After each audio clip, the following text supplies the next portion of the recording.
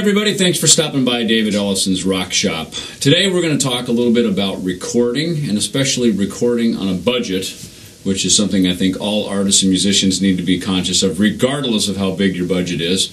As we know, with the internet downloads and the ability to distribute music online has greatly changed the entire landscape of the record industry and the music business in general.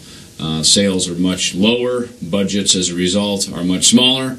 But that is not a bad thing entirely in and of itself, because a lot more people now have figured out creative ways to be able to record their own music and be able to utilize things like the internet to be able to distribute their music as well.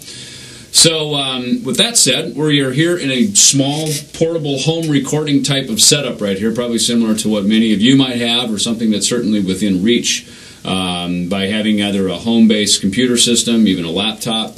There's a handful of different systems available out there. The notorious one made by DigiDesign is called Pro Tools, and it's something that a lot of, most records are made on, most recordings, quite honestly, are made on these days. But you don't have to get the HD system, which is the TDM high dollar system. You can also get things like the LE, which is the limited. And there's a whole bunch of other ones. There's Vegas by Sony. There's Cubase by Steinberg, and of course on all Apple computers now come with GarageBand, which is a wonderful, very simple way to be able to record. And the truth is, once you're in the digital domain, it doesn't really matter what you record on, because you can move those files around, and you can even use the internet to email files to your buddy across town, across the country, or even across the world.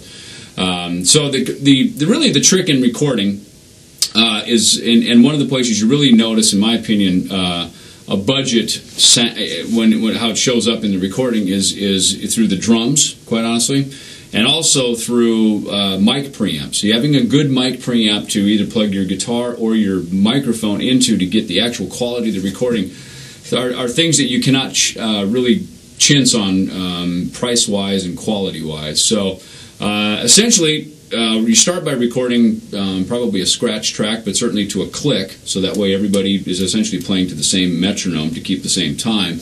Then you record any of your drums or percussion items to actually keep the groove. And then from there, go back in a rock band setting, record the guitar and the bass.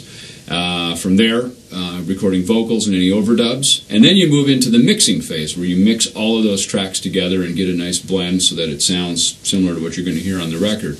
And then the final phase is the mastering. And mastering isn't something most lay people know too much about, but if you've ever worked in the studio, or ever done a recording, mastering is a crucial component, and it's the final last step before the record actually goes off to either be pressed into a CD format or be able to be uploaded and distributed online. So those are the things that we're going to get into. We'll be back in a second, and we're going to get into getting some good guitar tone and getting some scratch tracks recorded along to a click.